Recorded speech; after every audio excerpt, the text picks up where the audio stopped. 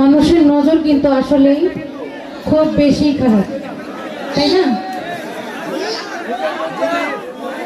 যদি ঠিক মতো একবার কাউরে ভালো কিছুতে নজর লাগাইতে পারে, তার মনে করেন ওই ভালো জিনিস তো আর হইবই না, খারাপের কোনো শেষ থাকে না। খুব চমৎকার গান লিখছে এই ছোট্ট একটা মানুষ। ছোট্ট মানুষ খুব ভালো লিখছে। তবে তার পাশাপাশি